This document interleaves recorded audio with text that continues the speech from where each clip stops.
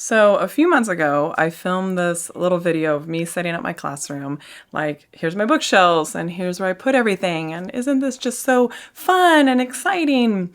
And I posted it and I got an awesome response from you all. So thank you. Hi to all my new Time Crunch teachers. Welcome.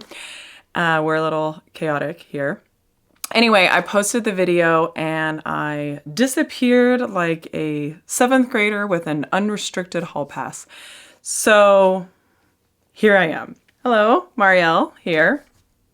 Incidentally, speaking of hall passes, I was on this online discussion board with tech teachers soliciting ideas about how to manage an online hall pass tracking system, like with students logging their info and time that they went to the bathroom, I guess, and apparently how long they were in there, which is just mortifying to know that someone would make a graph of that and then managing it and all the data and reviewing it just sounds exhausting. Just reading about the process.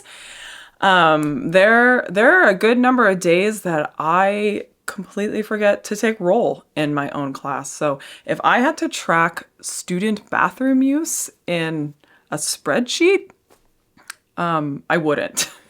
Yeah, good. I'm so sorry if your school has to do that. If you're still watching this video right now, God bless you for sticking around. Okay, so here's what happened. Why I didn't post for a super long time. Also, if you are still watching, I hold no illusion that you will continue to stick around through the ridiculous life updates. So please feel free to pop down to the description box and get all your free resources that I'm about to mention. But if you're like me and you're looking forward to getting cozy this fall next to a spectacular dumpster fire, then grab your drink of choice because old Miss D is about to spin a tale. So I turned 42 this year. I know I don't look a day over 41. And apparently this was the year that my teeth decided to fall out of my head. So it was just one tooth. But it was my favorite one because it was gold, or it had a gold crown, is more accurate. And it was my little princess tooth, and it betrayed me. And it just fell out of my face, just in front of everyone.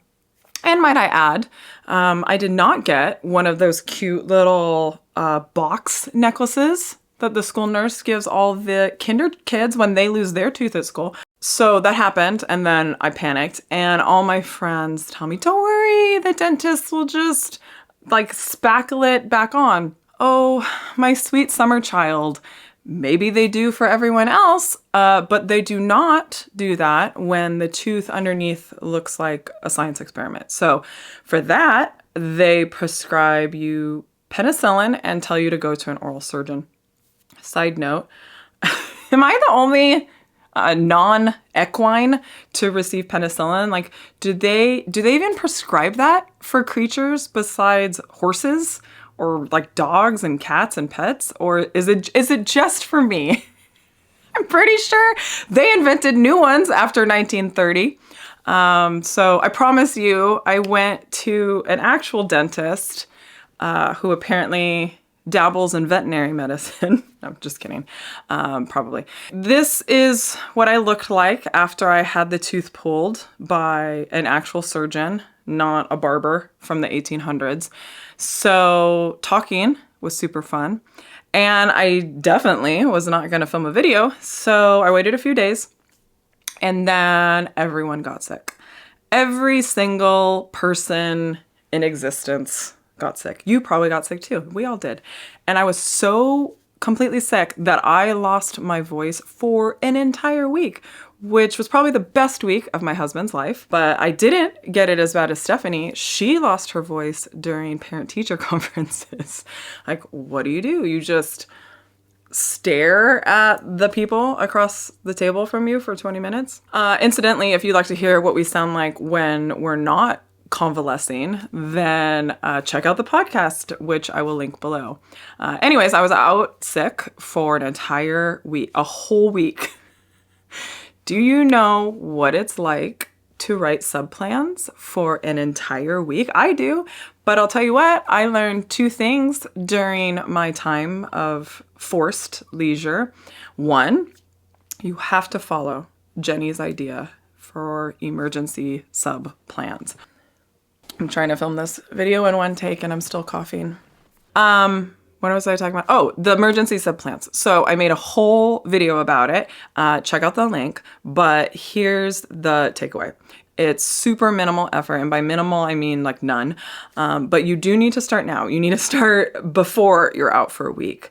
But her process is awesome. There's no templates to fill out. There's no 20-page packet to create. So just check it out. I go through the whole system of culling different assignments and dumping them into a bin. But be sure to print out a class roster with pictures. No need to worry about a seating chart because the kids are just going to switch on the sub anyway. But a class roster with pictures is awesome. So just download it from your learning management system and stick it in the sub bin. What was I talking about? Oh, the two things. Okay, so the two things I learned when being out for a week. The second is get yourself a student teacher. They're kind of amazing, or at least mine is. Her name's Susan. Hi, Susan. She's awesome. Susan's great. And what's great about a student teacher is not only do they know all the students, but most importantly, they know the routines. And that saves so much time when you have to write lesson plans.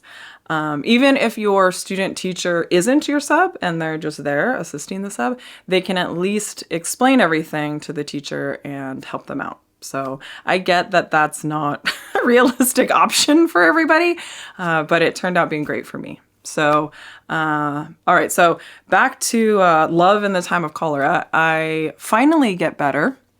And guess what? It's Parent-Teacher Conference Week. So here's where the free resources come in. A little while back, I made a video about the super easy, streamlined way I do student data tracking and report cards.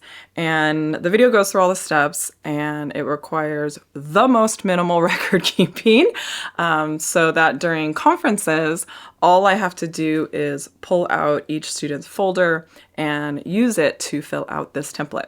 It's basically has all the students' standardized test scores, their strengths, skills they need to practice, teacher contact info, all of that.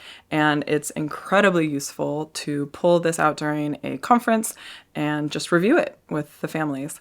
Especially if this is your very first round of parent-teacher conferences, it's really nice to have a sort of script to guide you so that you not only have some uniformity in how you present the information, but you also have something to rely on if you're feeling a little nervous. Side note, if you are nervous, just know that most parents just want to hear that you care about their kid and that you're a decent person. So if you can convey that in the first few minutes of your conference, you're off to a great start. All right, so that's what happened to me. Oh, I also got super obsessed with all my weird herbal remedies because it totally actually helped me repair my stomach after my like horse pills. So my husband bought me this amazing apothecary chest, aka liquor cabinet, for all of my hippie jars of herbs that taste like dirt.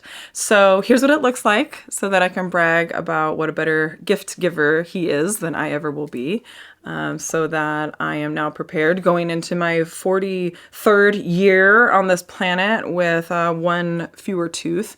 At least I will have an incredibly alienating hobby to keep me busy. Oh, and I also have an entire garden full of weeds that I planted on purpose that my husband kind of pulled up by accident, trying to be helpful. Hence the Narnia closet. Maybe that'll be my next video. Strange hobbies that my husband tolerates. But don't feel sorry for him. He also bought himself an electric skateboard as a grown adult man. So we just have typical middle-aged couple hobbies in this whole household. Some people like to go wine tasting. My husband likes dangerous modern technology. And apparently I like to pretend I'm a witch from the 1600s. hoarding my wares in my cabin by the woods. So our children get a multicultural experience.